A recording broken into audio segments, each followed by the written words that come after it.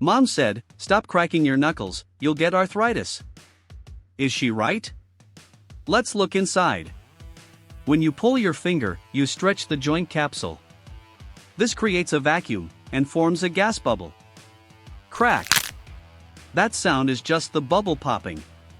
It is not bone rubbing on bone. Scientific studies show habitual knuckle crackers have no increased risk of arthritis. So relax.